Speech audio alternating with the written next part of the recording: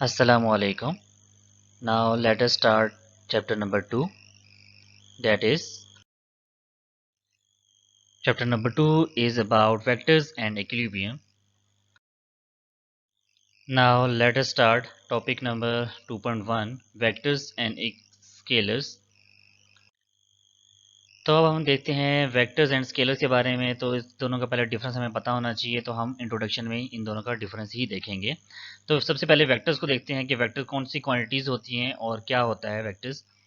तो वेक्टर ऐसी quantity physical quantities को हम कहते हैं जिसका मैग्नीट्यूड होता है एज वेल एज डायरेक्शन भी होती है।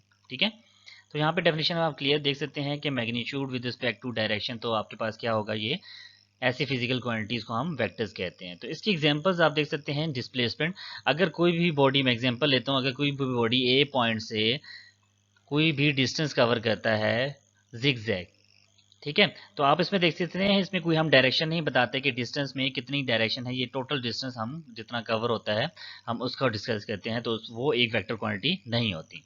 लेकिन अगर मैं बात करूं डिस्प्लेसमेंट की, तो डिस्प्लेसमेंट होता है shorter distance between two point. तो हम यहाँ पे देखेंगे कि हमारे पास शॉर्टेस्ट डिस्टेंस कहाँ पे बन रहा है। तो हमारे पास जो शॉर्टेस्ट डिस्टेंस बन रहा है, तो वो हमारे पास straight line between A and B. तो ये जो सी ग्रीन लाइन है, ये आप देख सकते हैं कि यहाँ पे डिस्प्लेसमेंट कहलाता है। तो ये एक डायरेक्शन को शो कर रहा है कि कोई भी बॉडी जो भी ट्रेवल कर रही है वो एक स्ट्रेट पाथ कवर कर रही है जो कि इस डायरेक्शन में है। तो ये हमारे पास क्या है, एक डायरेक्शन भी शो कर रहा है। और length of this arrow is called magnitude. तो हमारे पास जो जितनी लेंथ होगी इस एरो की, उतना ही मैग्नीट्यूड हमें मिलेगा। ठीक है, तो यहाँ पे मैग्नीट्यूड भी होता है और साथ में डायरेक्शन भी होती है, तो इसे हम कहते हैं वेक्टर्स। और इसकी एग्जांपल हमने देख लिया डिस्प्लेसमेंट, और दूसरी एग्जांपल है इसकी वेलोसिटी। तो फर्दर ऑन हम चलते हैं इसकी सेकंड टाइप की तरफ, जो कि है स्केलर्स। तो स्केलर आपको नाम से पता चल रहा है, स्केलर क्वांटिटी होनी चाहिए, मतलब ऐसी फिजिकल क्वांटिटीज जिसमें सिर्फ मैग्नीट्यूड हो। ठीक है, मैग्नीट्यूड के अलावा उसमें डायरेक्शन ना हो, सिर्फ मैग्नीट्यूड हो। मतलब क्या होगा, जिस तरह अगर मैं बात करूं डिस्टेंस की, तो डिस्टेंस हम सिर्फ कहते हैं कि इतना किलोमीटर एक डिस्टेंस कवर हो रहा है। ठीक है, तो डिस्टेंस हमारे पास, अगर मैं डिस्टेंस लिखूंगा, तो वो अगर 20 किलोमीटर है तो वो हमारे पास शो करेगा 20 किलोमीटर। ठीक है, तो 20 किलोमीटर उसका टोटल डिस्टेंस कवर होगा, जो कि एक मैग्नीट्यूड है, ना कि इसकी डायरेक्शन होगी। ठीक है, तो इसकी बेसिक एग्जांपल जो कि दी गई है वो डिस्टेंस दी गई है और स्पीड दी गई है। इस तरह के आप और भी एग्जांपल इसकी देख सकते हैं। जिस तरह आपके पास वर्क एक स्केलर क्वांटिटी है, ठीक है, तो वो भी एक एग्जांपल यहाँ पे कोड कर सकते हैं हम। ठीक है, तो हम नेक्स्ट वन चलते हैं, जो कि हमारे पास होता है वेक्टर की रिप्रेजेंटेशन। हम रिप्रेजेंट किस तरह करते हैं। जिस तरह आपने देखा होगा, किसी को प्रेजेंट करने का एक कुछ खास तरीके हमने देखे होंगे पीछे। जिस तरह फोर्स को रिप्रेजेंट करने का हम उसको एफ से रिप्रेजेंट करते हैं। ठीक है, तो इसी तरह वेक्टर को हम किस तरह रिप्रेजेंट करते हैं, तो वो हमने दो मेथड यहाँ पे देखने हैं। तो पहला मेथड है हमारे पास सिम्बॉलिकली रिप्रेजेंटेशन, और दूसरा मेथड हमारे पास है ग्राफिकल रिप्रेजेंटेशन। ठीक है, तो ये दोनों हम नेक्स्ट स्लाइड में यहाँ पे डिस्कस करेंगे। जी, तो अब हम चलते हैं इसकी रिप्रेजेंटेशन की तरफ, जो कि है सिम्बॉलिकली। तो सिम्बॉलिकली सबसे पहले देखेंगे तो सिंबल की फॉर्म में हम किस तरह रिप्रेजेंट कर सकते हैं। तो यहाँ पे देखें कि आपके पास सिम्बॉलिकली जब हम लिखते हैं, तो बोल्ड फेस लेटर को भी हम वेक्टर कंसीडर करते हैं। कोई भी बोल्ड फेस लेटर होगा, लेटर ना कि वर्ड। ठीक है, वर्ड कभी कभी लिखा होता है, हम बोल्ड कर देते हैं ताकि प्रोमिनेंट हो जाए, तो वो हमारे पास एक लेटर की फॉर्म में जब लिखा जाएगा, तो वो हमारे पास क्या होगा, सिंबॉलिकल रिप्रेजेंटेशन। इसी तरह अगर मैं कैपिटल फॉर्म में और स्मॉल फॉर्म में भी लिख सकता हूँ। ठीक है, दो इसकी रिप्रेजेंटेशन हो सकती हैं। जिस तरह यहाँ पे आपके पास ये, अगर मैं बोल्ड कर दूँ इसको एफ को, तो आपके पास क्या हो जाएगा, ये वेक्टर हो जाएगा। इसी तरह स्मॉल एफ भी हम इस तरह रिप्रेजेंट कर सकते हैं। ठीक है, तो यहाँ पे कुछ रिप्रेजेंटेशन दी गई है जिसको हम यहाँ पे देखेंगे और यहाँ पे एक्सप्लेन करेंगे। तो पहली रिप्रेजेंटेशन देखेंगे कि एरो हेड अगर मैं किसी वेक्टर के ऊपर डाल दूं, ठीक है, तो वो हमारे पास एक रिप्रेजेंटेशन है वेक्टर को रिप्रेजेंट करने का। दूसरी बात, यहाँ पे एक ही टाइप के दिए हुए हैं ए बी सी, ठीक है, और डी। तो इसमें आप देखेंगे तीनों चारों के चारों जो से हैं वेक्टर रिप्रेजेंट किए गए हैं, वो सेम टाइप के किए गए हैं। इसी तरह बोल्ड फेस भी आपको बता दिया गया है। उसके बाद बताता हूँ कि आपके पास वेक्टर और किस तरह रिप्रेजेंट किया जाता है, कि आप वेक्टर मतलब एक लेटर के नीचे एक कोई लाइन डाल दो, तो आपके पास वेक्टर रिप्रेजेंटेशन है। इसी तरह अगर मैं इसी वेक्टर के ऊपर एक लाइन डाल देता हूँ, तब भी वेक्टर रिप्रेजेंटेशन होती है वो। ठीक है, इसी तरह हम क्या करते हैं कि वेक्टर जो सा हम ड्रॉ कर रहे हैं, ए वेक्टर है सपोज, ठीक है, उसके नीचे एक एरो हट डाल दें, तो वो भी एक वेक्टर रिप्रेजेंटेशन होती है। तो अब हम चलते हैं उसके मैग्नीट्यूड की तरफ कि अगर वेक्टर लिखा तो हुआ है, ठीक है, तो डायरेक्शन तो हम शो कर दी। तो हमारे पास अगर उसका मैग्नीट्यूड शो करना हो तो हम कैसे शो करेंगे, उसको किस सिंबल से शो करेंगे। तो यहाँ पे वो आपको शो हो रहा है कि वेक्टर को अगर मैग्नीट्यूड से रिप्रेजेंट करना है तो ये उसका सिंबल होता है जिसमें आप उसका मैग्नीट्यूड लेते हैं। ये आपके पास मोड ऑफ ए कहलाता है, जिसको हम मैग्नीट्यूड कहते हैं मैथमेटिक्स में, ठीक है। तो ये हमारे पास इसका मैग्नीट्यूड रिप्रेजेंट करने का मेथड होता है। इस तरह हमने बी लिखा, सी लिखा और डी को भी हमने मैग्नीट्यूड में रिप्रेजेंट कर दिया। तो नेक्स्ट ऑन आप देखेंगे ग्राफिकल रिप्रेजेंटेशन। तो ग्राफिकल रिप्रेजेंटेशन आपको नाम से पता चल रहा है कि इसमें ग्राफ बना होगा और ग्राफिकल हम एक लाइन शो करके बताएंगे कि किस तरह इसको रिप्रेजेंट किया जा सकता है। तो यहाँ पे आप देख सकते हैं कि एक लाइन ड्रॉ की गई है, ठीक है, जिसको हम टेल के नाम से जानते हैं, ठीक है। ये आपके पास एक टेल होती है। इसी तरह हम चलते हैं उसके वेक्टर क्वांटिटी की तरफ जो कि उसकी डायरेक्शन शो करती है और वो है हेड। तो हम हेड ड्रॉ करते हैं उस टेल के ऊपर जिसकी हमने लेंथ डिफाइन की होगी, जो मैग्नीट्यूड शो करेगा। ये जो सी लेंथ है, ठीक है, लाइन की टेल की लेंथ होती है, ये मैग्नीट्यूड को डिफाइन करती है और जो सा एरो हेड है वो डायरेक्शन को डिफाइन करता है। तो यहाँ पे दोनों क्वांटिटीज हम ग्राफिकली रिप्रेजेंट कर सकते हैं। तो इसको हम पूरे होल को एज अ वेक्टर कंसीडर करते हैं, ठीक है।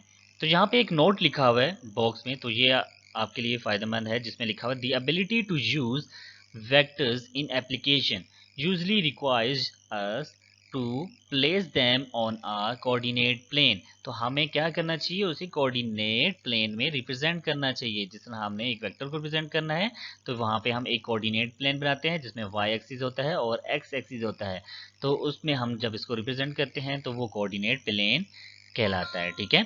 इसी तरह हम चलते हैं नेक्स्ट ऑन की तरफ जो कि है हमारे पास एल्जेब्रिक वेक्टर्स। तो हम इसी को एल्जेब्रिक वेक्टर कहते हैं जिसमें एक्स और वाई दो वेक्टर्स आ जाते हैं, ठीक है। जिस तरह कि हमने लास्ट स्लाइड में देखा कि उसमें हमने वेक्टर को रिप्रेजेंट करने के कोऑर्डिनेट सिस्टम की ज़रूरत पड़ती है, ठीक है। तो हमने यहाँ पे टॉपिक नंबर 2.2 में यही देखना है कि कार्टेशियन कोऑर्डिनेट सिस्टम क्या होता है और उसको किस तरह रिप्रेजेंट किया जाता है एक वेक्टर को कार्टेशियन कोऑर्डिनेट सिस्टम में। तो यहाँ पे हम देखते हैं कि कार्टेशियन कोऑर्डिनेट सिस्टम में हम उसको वेक्टर को कैसे रिप्रेजेंट करते हैं और कार्टेशियन कोऑर्डिनेट सिस्टम होता क्या है, ठीक है। तो यहाँ पे हम देखेंगे कि हमने जब पहले भी पढ़ा हुआ है कि एक्स और वाई एक्सिस 2 डायमेंशन तो हमने पढ़ी होगी, ठीक है। तो यहाँ पे आप देख सकते हैं कि हमने एक हॉरिजॉन्टल लाइन ड्रॉ की जिसको हम एक्स एक्सिस कहते हैं। तो इसका जो सा राइट वाला पोर्शन हम कहलाता है वो पॉजिटिव एक्स एक्सिस को रिप्रेजेंट कर रहा होता है।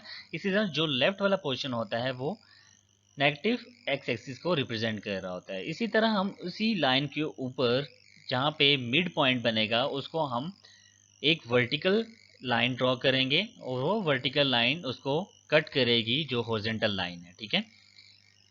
तो यहाँ पे आपको शो हो रहा है जो वर्टिकल लाइन है और हॉरिजॉन्टल लाइन है दोनों आपस में परपेंडिकुलर है, 90 का एंगल बनाते हैं, ठीक है।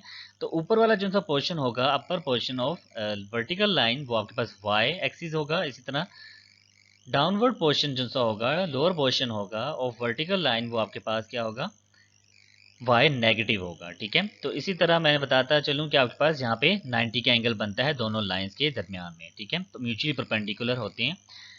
तो अगर ये तो होगी 2 डायमेंशन की बात, लेकिन अगर मैं 3 डायमेंशन की बात करूँ, अगर तीसरा डायमेंशन भी यहाँ पे इंक्लूड कर दूँ तो तीसरा डायमेंशन कहाँ पे ड्रॉ किया जाएगा, जो कि इन दोनों के परपेंडिकुलर होगा, ठीक है।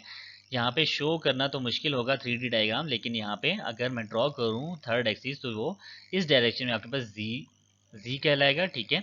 और इसके जो से ऑपोजिट अंदर की तरफ होगा वो आपके पास क्या होगा, जी डैश होगा। तो ये आपके पास थर्ड डायमेंशन होती है। ये भी आपस में तीनों के तीनों परपेंडिकुलर होते हैं। तीनों का एंगल जो सा होता है वो आपके पास 90 एंगल यहाँ पे ड्रॉ किया जाता है, ठीक है। उसके बाद हम चलते हैं representing a vector in plane जो कि है 2.2.1, ठीक है।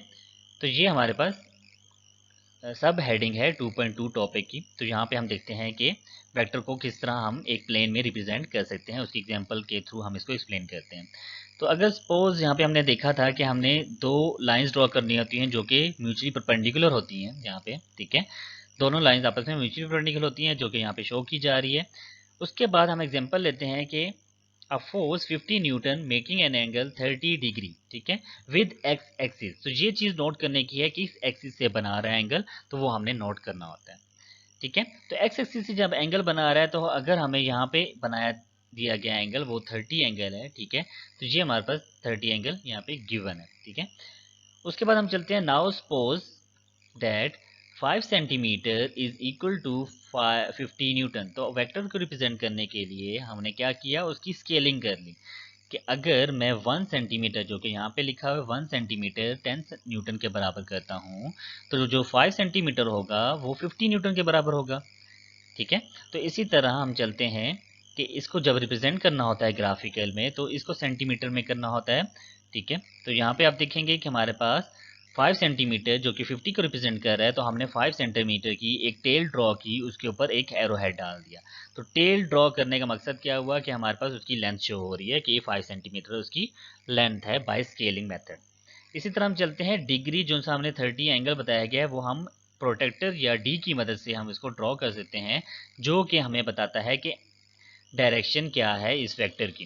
तो इस वेक्टर की डायरेक्शन रिप्रेजेंट करने के लिए वो जो कि हमने 30 से रिप्रेजेंट की कि इस डायरेक्शन में आपने जाना है, जो कि एक्स और वाई के दरमियान में पाया जा रहा है, ठीक है। तो जो डायरेक्शन हमारे पास एक्स और वाई के दरमियान में पाई जा रही है वो 30 डिग्री हमें एंगल के थ्रू पता चल रही है, तो डायरेक्शन हमें यहाँ से पता चल जाती है।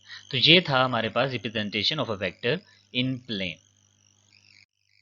अब हम चलते हैं अपने सेकंड टाइप की तरफ, जो कि टॉपिक नंबर जो उसके सब हेडिंग है 2.2.2 है, तो जिसमें हमने देखना है representing a vector in space. तो अब हमने वेक्टर को 3 डायमेंशन में रिप्रेजेंट करना है, तो स्पेस को हम 3 डायमेंशन में अमूमन रिप्रेजेंट कर रहे होते हैं, ठीक है। तो यहाँ पे आप देखोगे कि जिस तरह हमने वहाँ पे 2 डायमेंशन रिप्रेजेंट किया था प्लेन में, तो यहाँ पे हमने 3 डायमेंशन में कोई भी वेक्टर ड्रॉ करना है तो हम क्या करते हैं, तीनों डायमेंशन को ड्रॉ कर देते हैं, y x, ठीक है, उसी तरह z। तो हमने तीनों को डायमेंशन को ड्रॉ किया जो कि तीनों आपस में परपेंडिकुलर हैं। तो इसी तरह हम देख सकते हैं कि ये यहाँ पे वेक्टर जो मैंने ड्रॉ किया वो उसमें तीनों का कंट्रीब्यूशन पाया जाएगा, जिसमें हमने आगे यूनिट वेक्टर में पता चलेगा कि वो तीनों का कंट्रीब्यूशन कैसे हमें पता चलेगा कि हो रहा है, ठीक है। तो यूनिट वेक्टर वो चीज़ है जिसमें हमें रिप्रेजेंट होता है कि यूनिट वेक्टर्स के हिसाब से हम इसको रिप्रेजेंट कर रहे होते हैं। तो यूनिट वेक्टर की डेफिनेशन देखते हैं, the dimensionless vectors having magnitude 1 and use to represent the direction of a vector is called unit vector. तो यहाँ पे आपको पता चल रहा है कि यूनिट वेक्टर का मैग्नीट्यूड जो सा होता है वो 1 होता है, ठीक है। और ये हमें किस लिए यूज़ किया जाता है, डायरेक्शन ऑफ अ वेक्टर को शो करने के लिए, ठीक है। डायरेक्शन हमने शो करनी होती है तो हम उसके लिए यूनिट वेक्टर को ड्रॉ करते हैं। तो यूनिट वेक्टर होता क्या है असल में, वो ये हमारे पास फार्मूला यहाँ पे शो किया जा रहा है, जो कि यहाँ पे पता चल रहा है कि unit vector is the quantity in which, यहाँ पे हमारे पास वेक्टर को डिवाइड किया जाता है उसके मैग्नीट्यूड से, ठीक है। तो हमारे पास उसका फार्मूले से हम इसको कैलकुलेट कर सकते हैं यूनिट वेक्टर को। तो यहाँ पे कैलकुलेशन बाय यूनिट वेक्टर, तो यहाँ पे unit vector is generally represented by a letter, ठीक है। लेटर के ऊपर कोई भी कैप डाली हो या हेड डली हो, ठीक है, जो कि यहाँ पे रिप्रेजेंट की जा रही है, ये हमारे पास किसी भी लेटर के ऊपर डली हो तो हमें पता चल जाता है कि वो वेक्टर जो सा है वो यूनिट वेक्टर है। तो इसी तरह एग्जांपल अगर मैं इसकी लें तो एग्जांपल में ए वेक्टर को रिप्रेजेंट कर रहा हूँ यूनिट वेक्टर में, तो ए हैट ऊपर डाल दी तो हमारे पास यूनिट वेक्टर रिप्रेजेंट हो गया यहाँ पे। The unit vector is obtain by dividing the magnitude, जो कि हमने यहाँ पे फार्मूला में भी देखा है कि हमारे पास वेक्टर को डिवाइड कर दिया जाता है उसके मैग्नीट्यूड से, तो वो हमारे पास यूनिट वेक्टर रिप्रेजेंट हो रहा होता है, ठीक है। तो ये हमारे पास डायरेक्शन ऑफ एनी वेक्टर को रिप्रेजेंट करने के लिए इस्तेमाल किया जाता है। तो कुछ हमारे पास यहाँ पे यूनिट वेक्टर रिप्रेजेंट किए गए हैं जो कि आपको याद होने चाहिए। जिस तरह अगर मैंने एक्स एक्सिस को रिप्रेजेंट करना है तो वो हमारे पास आई उसको डिनोट किया जाता है, आई यूनिट वेक्टर डिनोट किया जाता है। इसी तरह अगर वाई के लिए रिप्रेजेंट किया जाए तो जे यूनिट वेक्टर से रिप्रेजेंट किया जाता है। तो अगर मैं जी की बात करूँ जो कि के से रिप्रेजेंट किया जा रहा है, तो यहाँ पे तीनों एक्सिस को यहाँ पे हमने यूनिट वेक्टर से रिप्रेजेंट कर लिया। अगर यहाँ पे मैंने ड्रॉ करना हो कोई भी वेक्टर तो मुझे उसके साथ उसके यूनिट वेक्टर बताने होंगे ताकि मुझे पता चले कि इसमें कौन कौन सी एक्सिस इन्वॉल्व हो रहे हैं। तो इसी तरह हम चलते हैं एक नॉर्मल यूनिट वेक्टर की तरफ जो कि परपेंडिकुलर टू द सरफेस होता है। तो उसके लिए हम हमेशा नॉर्मल वेक्टर यूज़ करते हैं, नॉर्मल यूनिट वेक्टर रिप्रेजेंट कर रहे होते हैं। तो आज का लेक्चर नंबर 1 जो कि चैप्टर नंबर 2 से लिया गया था तो यहीं तक था। तो आज के लेक्चर में जो हमने डिस्कस किया वो उसका कंक्लूजन ये है कि हमने वेक्टर और स्केलर को आप देखा कि आपस में क्या रिलेशनशिप है और वेक्टर स्केलर में क्या डिफरेंस आता है। इसी तरह हमने देखा कि वेक्टर को हम अगर रिप्रेजेंट करना चाहें किसी भी प्लेन में या स्पेस में तो हम उसको किस तरह रिप्रेजेंट करते हैं और उसको उसकी डायरेक्शन कैसे शो की जाती है जिसे हम यूनिट वेक्टर से शो करते हैं। तो उम्मीद है कि आज का लेक्चर आपको अच्छे से समझ आया होगा। अभी के लिए अल्लाह हाफिज़। Thank you.